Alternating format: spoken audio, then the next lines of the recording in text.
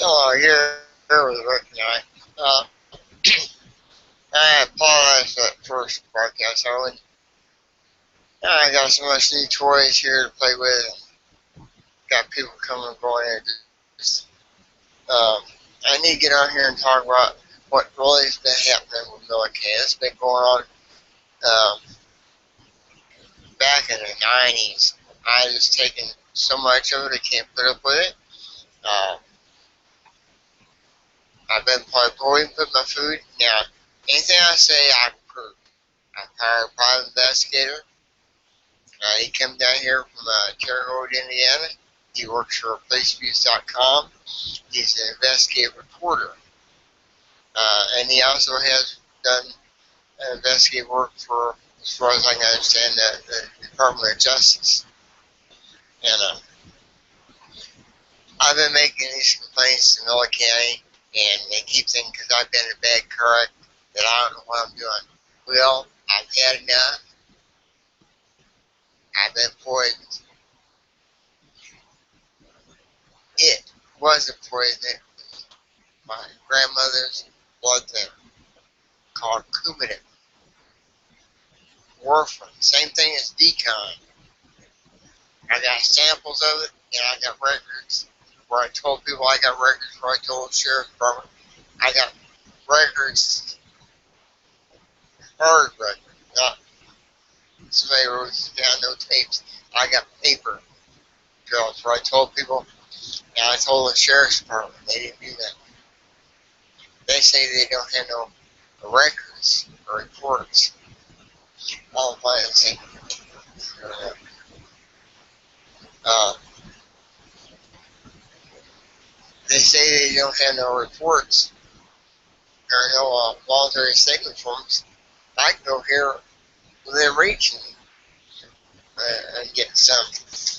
Here is they told me that they were going to discredit me. So I went to University of Missouri and had my own neuropsychological evaluation. I went to a psychologist for 9 months, once a week, to prove I knew what I was talking about. That's one hell of a thing. You gotta go to the sheriff's department and complain about somebody assaulting you, poisoning you, stabbing you, hitting you and breaking bones, but you don't want to do anything because it's your family member. That's like going to see your mother that's in the nursing home, and she gets mad and throws her peas on you. What do? You snack her? You know, you can't do that kind of stuff. I got a sister weighs 300 pounds, and she's 10 years older than me, and ever since I was 6 years old, I can prove when I was 6 years old or younger, she sat on me, held her hand over my mouth, my face, until I quit breathing. At that moment, my mother and father walked in. They were out battling hay. We lived in the country. And they seen that me down there. My mom, from what I understand, and some of the horrifying memories I have, back then it wasn't such a thing as CPR, but she got down and started blowing breath back. So I had, it's like a blow up the balloon real tight. That was like my longest. First memory I had was horrific pain in my chest and something on my face. That was my mom blowing breath back at me. The next memory I have is looking over my father and holding my sister up by the leg, beating her on the butt. You kill your brother, you kill your brother. And to this day, I still have them nightmares. I wake up and sweating her in the head. She's done this to me all my life. She had the $46,000 farm out in Kansas. My father gave me the farm when we moved away. She said she had power of attorney, but papers were never filed. He weren't even drawn up by a lawyer. Well, okay, she had power of attorney. If she did that, she shouldn't have spent his money before he died. She bought a house, paid her house, I'll pay a log cabin and all that stuff before he died. Well, I was supposed to get my half of that was half. I have $256,000 I never received. I kept getting to think, if you tell anybody, if you don't listen to what I say, you ain't never getting your inheritance. I got that on tape. Just back up. I've been poisoned. I've been stabbed. I hit in the face, broke bones from my eye. I was hitting the back of the neck while I was on my knees picking up tools. I put that video up on my YouTube. You can hear her hit me while I was on the phone. Brenda Hallman called. Remax Realtor, Brenda Hallman called, and she got puffed up when she hit Brenda on the phone because Brenda didn't know what was going on. So all Brenda could hear was my sister screaming at me. If you listen there, you can hear that cane hit the back of my neck. And the pictures I got there, it shows my spinal cord is pinched. Miller Kane don't want to listen to that stuff.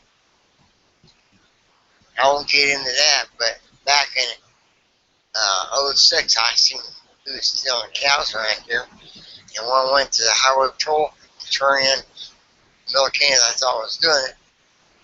This guy that came out of the back of the highway patrol was in fact a Miller Kane detective.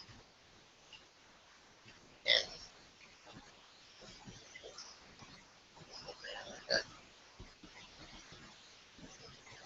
I had to hire an attorney or a private investigator with me. We went down there to talk. I was ready to go down there. They then told me they were going to discredit me, really put me in a mental hospital, saying I was being dangerous to myself or others. Then they said to me, Mr. Winker, you still heat with wood, don't you? It'd be a shame if your house would catch on fire and burn down. I just quit digging in this shit. Well, I was told. I got that down right. Well, I didn't quit. I was on the phone to Miss Jackson at policepolice.com when they burnt my house down. Well, I've got another call coming in, so I'll come back and finish this little call. Thank y'all for listening. I think I got pretty much everything worked out now. I'm going to start going here 2-3 times a day at least, and just go over my papers, because like I need to. It says I can go down here to Google Drive and pull up my documents, but this one here is from the University of Missouri when they give me that involuntary sentencing care hold, and just for I missed the. They did that intentionally for I missed the statute of limitation. But attempted murder and first degree assault don't have no statute of limitation on it. The Miller County Sheriff's Department needs to read up on the facts. I'm tired of it. Yeah, this here says that I was down there that day, and they can't read, but it says I went down there that day and gave them all papers and stuff so they could. I don't know what's going on.